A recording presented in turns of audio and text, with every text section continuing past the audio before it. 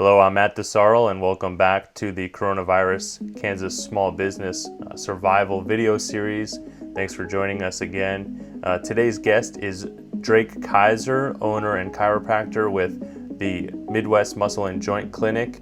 And as we've kind of stated before, this video series will intentionally not be interviewing medical doctors. So if you have a concern about the coronavirus symptoms or how to prevent yourself from getting the coronavirus, seek help and guidance from your primary care doctor or resources from the CDC and other similar sources. So this is not the place for that necessarily, but we wanted to bring Drake on today, and thank you, Drake, for joining us.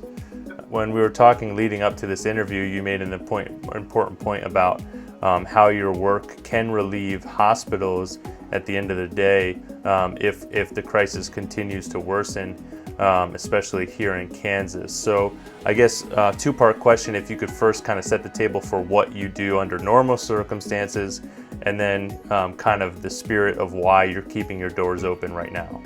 Yeah, so my name is Dr. Drake Kaiser. I'm the chiropractor with Midwest Muscle and Joint Clinic here in Lawrence, Kansas.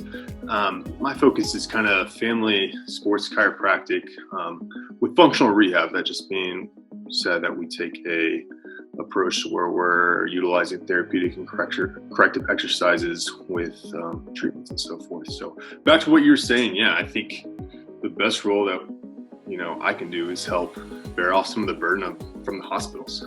People shouldn't be going to the hospital for back pain, ankle sprains, etc., stuff like that, musculoskeletal things, muscle and joint.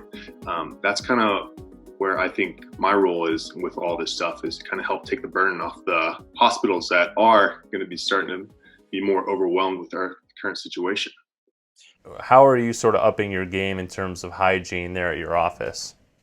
Well, we're a healthcare clinic anyway, so we have protocols in place that even before the virus started that we're constantly doing anyway. So yeah, are we a lot more thorough with our cleaning? Yes, of course we have to be, especially with how contagious this disease is going around. But other than that, yeah, we stick to the same protocols that we've been sticking to.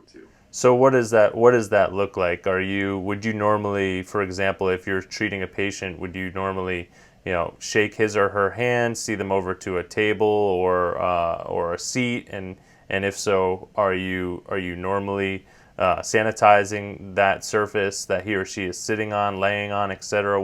Walk me through kind of what the normal protocol is. And so, as a healthcare provider, it's hard with your job to social distance yourself from people, because we're doing one-on-one manual therapy with people. So to limit that stuff is tough for us. However, we have plenty of tools to utilize that we're not, utilizing hands-on therapies as much as possible.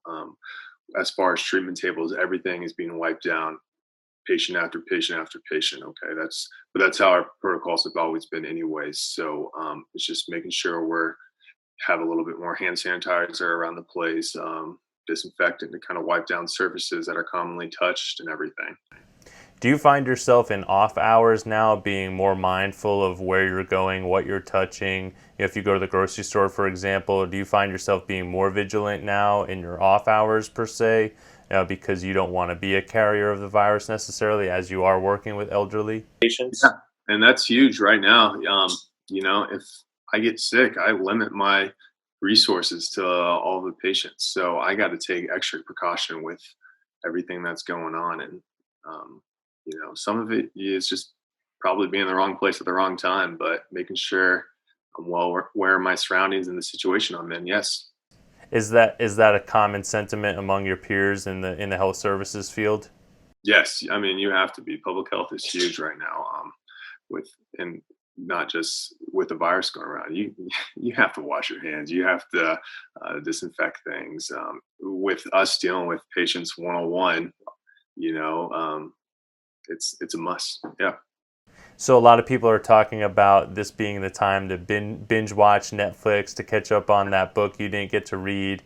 As someone who is focused on mobility, what would you say to that sort of binge watching or more passive sort of mindset right now?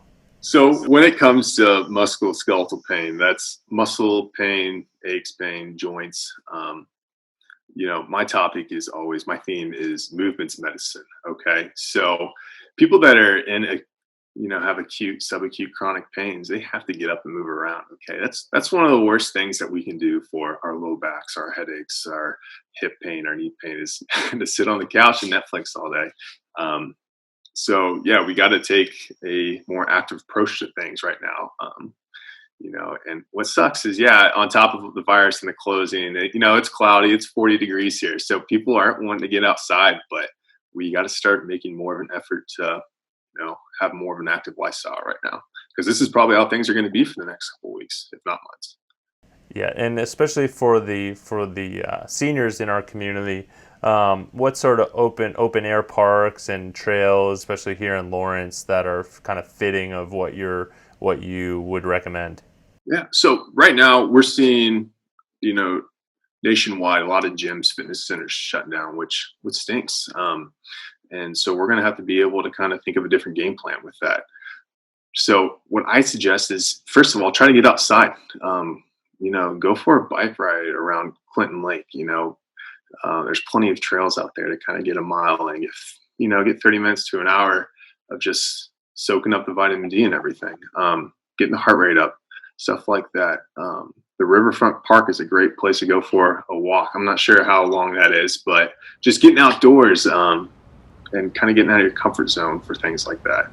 So, and even if you can just simple things as, playing fetch with your dog outside, like I said, movement's medicine when it comes to musculoskeletal pain. So the worst thing we can do is just stay indoors, stay in the dark, just watch TV all day. We got to be active. We got to be kind of mindful of our health in a situation like this. Absolutely. And so this is a video series right now on YouTube.